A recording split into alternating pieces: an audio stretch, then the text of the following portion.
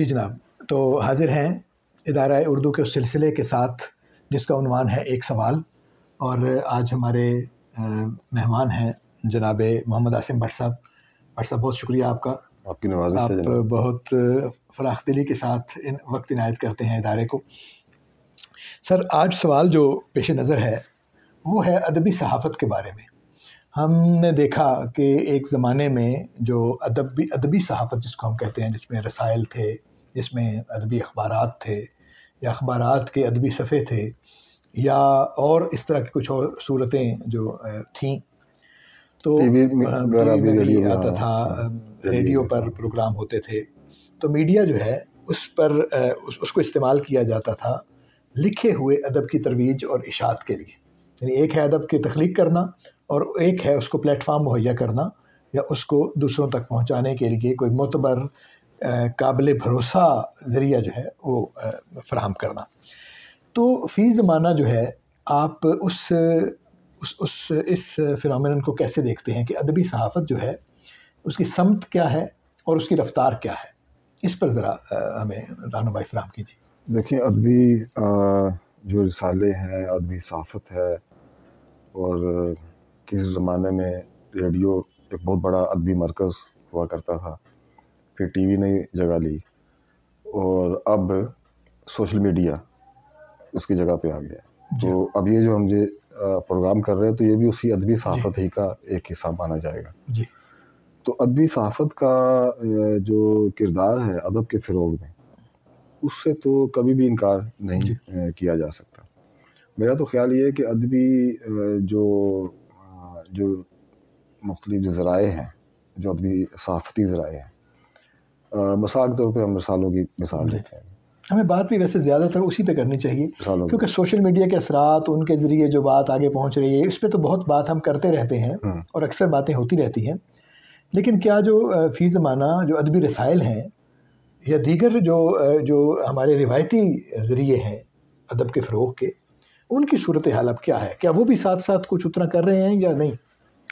دیکھیں، ہونا تو یہ چاہیے کہ جو ادبی صحافت ہے اس کو نہ صرف یہ کہ آپ کے بیرومیٹر کا کام کرنا چاہیے ادب کے، بہت اچھا، کہ ادب میں کیا مزاج پیدا ہو رہا ہے، کیا ادب لکھا جا رہا ہے، کس طرف جا رہا ہے، اس کو یہ بتانا چاہیے۔ ساتھ ساتھ اس کو رجحان ساز بھی ہونا چاہیے کہ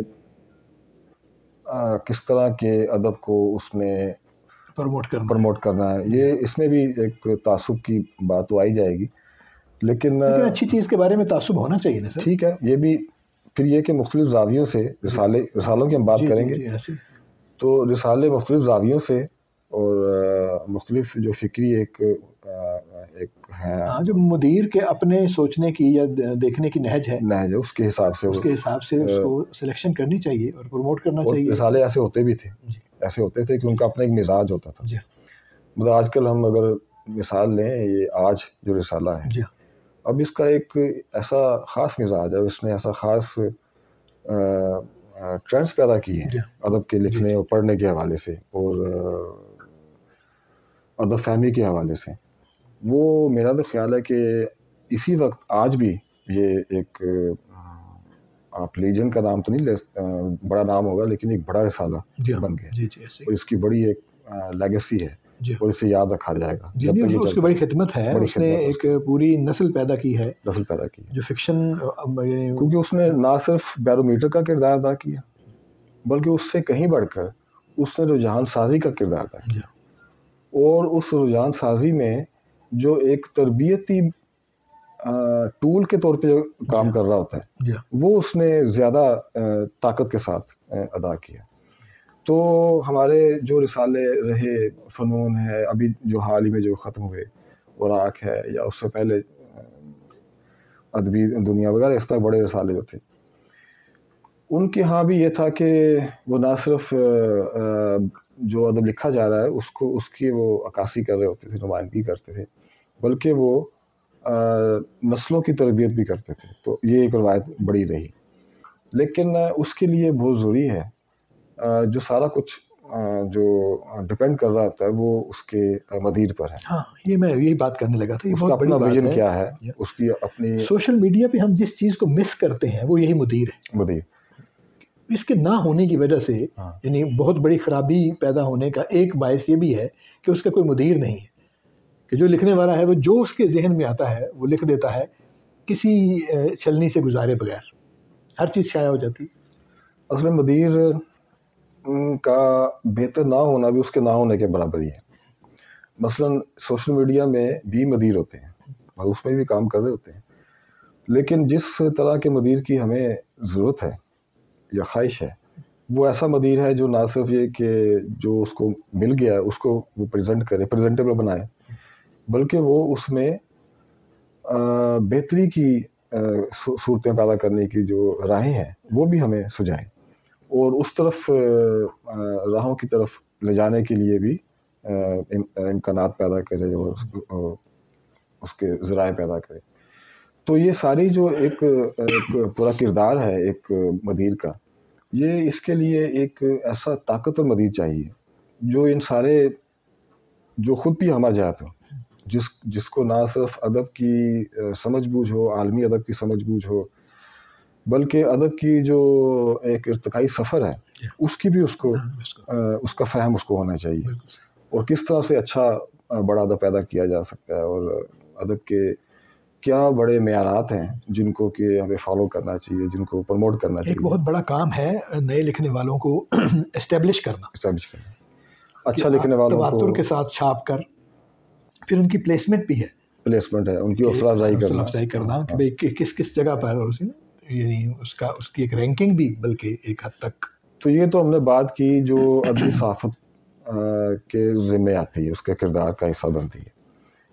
اب یہ بات ہے کہ کیا ہمارے پاس آج وہ بڑے لوگ موجود ہیں ادیب مدیر کہ جو اس کردار کو پورا کرنے کے اہل ہوں. تو اب اس میں اب دیکھیں نا, انڈیویجول مثالیں تو بہت سی نکالی جا سکتی ہیں. ہمارے ہاں سلیم الرحمان صاحب ہیں, ایک رسالہ وہ نکال رہے ہیں, سویرا مدت سے نکل رہا ہے. ہاں وہ اس کے ساتھ کے جو رسالے تھے وہ تقریباً سبھی کے سبھی بند ہو چکے, لیکن وہ ابھی بھی چل رہا ہے, اور اگرچہ اس کی سرکولیشن بہت محدود ہے لیکن اس نے اپنے معیار کو ایک حد سے نیچے نہیں آنے دی. وہ ظاہر ہے جو اس کو ایک مواد ملتا ہے اسی میں سے وہ پھر اپنا ایک ایشو تیار کرتا ہے. تو جو جس سطح کا اس میں سے جتنی سطح بھی برآمد کی جا سکتی ہے وہ کرتے ہیں اس کو. اسی طرح سے ابھی ایک نیا رسالہ شروع ہو رہا ہے سمبل. اب یہ پہلے چھپتا رہا, فرشی صاحب نے, وہ تو شاعر بھی بہت اچھے ہیں, لیکن انہوں نے جو رسالہ نکالا وہ بہت ہی اس میں دیدہ ریزی سے اور بڑی دقت نظری سے وہ چیزوں کو کا انتخاب کرتے تھے. میں خود بھی چونکہ اس میں چھپتا رہا, میرا بہت اعلیٰ بہت منتخب چیزیں اس میں شامل, بطور مدیر بھی میرا ان سے ایک واسطہ رہا اور میں نے ان کے کام کرنے کے انداز کو دیکھا. تو اب یہ ایک ایسے آدمی ہیں کہ جو نصیر ناصر صاحب ہیں, وہ ایک زمانے سے ایک بڑا رسالہ کسی طرح سے وہ اس کو جاری رکھے ہوئے ہیں. تو یہ بڑے مدیر ہیں جن کا ایک دہائیوں پہ پھیلا ہوا تجربہ ہے, اور ان کا فہم جو ہے, ان کا مطالعہ اور ادب کے حوالے سے ان کا جو کام ہے, ان کا اپنا کام بھی, خود بھی یہ تخلیقات بھی ہیں اور نقاد بھی ہیں. لیکن مجموعی طور پہ اگر آپ دیکھیں, لاہور سے کوئی رسالے آپ؟ لاہور سے بھی ہیں, الحمرہ وغیرہ نکلتے ہیں. لاہور سے یہ سویرا لاہور سے ہی نکلتا ہے, اور کراچی سے آج بڑا ایک رسالہ ہے, پنڈی سے اب یہ شروع ہو رہا ہے سمبل کے نام سے. تو لیکن وہ رسالوں کی جو ایک تعداد تھی وہ بھی کم ہوئی. اور مجموعی طور پر آپ یہ دیکھیں کہ یہ جو رسالے ہیں یہ ایک ادبی اتھارٹی کے طور پر بھی کام کرتے رہے. مثلاً اگر آپ ایک اس ادبی دنیا میں شامل ہوئے ہیں تو آپ کو ایک NOC کی یا سند کی ضرورت ہوتی ہے. تو یہ وہ ادارے تھے جو اس طرح کی سند جاری کرتے تھے. فنون میں چھپنا جو ہے وہ اسی طرح سے ہوتا تھا کہ آپ نے مستند شاعر ہونے کی ایک سند ہوتی تھی, تو بلکہ ٹارگٹ ہوتا تھا کہ بھی میں نے یہاں چھپنا ہے. تو آپ بہت سارے سالوں میں چھپنے کے بعد آہستہ آہستہ اپنی جگہ بناتے تھے, اور پھر آپ کا جو فہم ہے اور آپ کا جو فنی جو ہے ایک پختگی وہ اتنی ہو جاتی تھی کہ وہ اس رسالے کے لیے آپ پھر کمپیٹیو ہو جاتے تھے. تو کیا اب کوئی ایسا رسالہ ہے؟ مجھے تو نہیں لگتا کہ ایک دو رسالوں کے علاوہ جو ہم نے ابھی اس کا ذکر کیا. اب وہ سند کا جو سسٹم تھا، دیکھیں سند جو ہے وہ یہ رسالے بھی تھے، سند وہ پبلشر بھی تھے جی جو کتاب چھاپتے تھے. ایک زمانے میں نیا ادارہ سے چھپنا جی ہاں ایک بڑے اعزاز کی بات ہوتی تھی. سنگ میل سے چھپنا، آج سے چھپنا، یہ بڑے اعزاز کی بات ہوتی تھی. لیکن آج وہ اب تو کام بہت سستا ہو گیا ہے. بہت سستا کا مطلب ارزاں، ہر اگر آپ کے پاس پیسے ہیں، پیسے بھی ہیں لیکن چھپوائی کا خرچہ آپ برداشت کر سکیں، یہ بھی ہے، تو آپ چھپ سکتے ہیں. پھر رسالوں کا اپنا جو معیار ہے. اب میں چونکہ اس میں پھر بہت زیادہ نندیا ہونا شروع ہو جائے گی اب مدیروں کی، تو وہی مناسب نہیں، میں خود بھی مدیر رہا رسالے کا. تو لیکن یہ کہ میرا خیال ہے کہ وہ جو ایک معیار تھا جو کہ شاید احمد دہلوی ہمارے جس طرح اس نام میرے سے ذہن میں صلاح الدین احمد صاحب ہیں، یہ اس طرح کے وہ بڑے نام جو لیے جا سکتے ہیں جنہوں نے بڑی ایک لیگیسی پیدا کی اردو صحافت میں، اردو ادب کی صحافت میں. وہ اس طرح کے سطح کے لوگ مجموعی طور پر ہمارے پاس موجود نہیں ہیں. یہ ہماری بدقسمتی ہے اور یہ ایک نہیں ہے. مجھے تو بعض کو ایسا لگتا ہے کہ یہ ہر زمانہ جو آ رہا ہے مزید، پتہ نہیں یہ ہر زمانے کا اپنا ایک ناسٹلجک ایک دکھ ہوتا ہے لکھنے والوں کا. لیکن مجھے ایسا لگتا ہے اگر بہت آپ آبجیکٹو ہو کے بھی دیکھیں چیزوں کو تو یہ مسلسل زوال کی صورت ہے. آپ کا وہ جو لیکن لکھنے والے جتنے بڑے تھے، اب لکھنے والے بھی تو کچھ جی اسی طرح ہاں بالکل. یہ زوال جو ہے وہ تو ایک پہلو سے نہیں ہوتا، وہ تو ایک اجتماعی عمل ہے. میں اس پہ چلیں آپ نے بات کی ہے تو ظاہر ہے آپ کی تائید میں ہی میں نے بات کر دی ہے.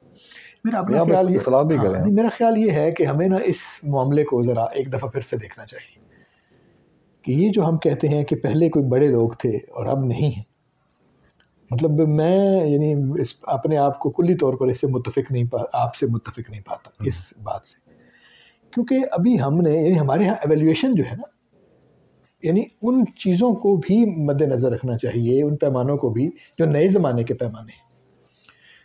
کہ ہم کسی آدمی کو بڑا کیسے سمجھتے تھے کہ اگر وہ فلاں رسالے میں چھپ گیا ہے تو اب بھی ہے، مطلب اور پلیٹ فارم ہے، سوشل میڈیا کے پلیٹ فارم ہیں، پذیرائی کی اور سطحیں ہیں، طریقے ہیں، چھپنے کے مقامات ہیں، پڑھنے والوں کا رسپانس ہے.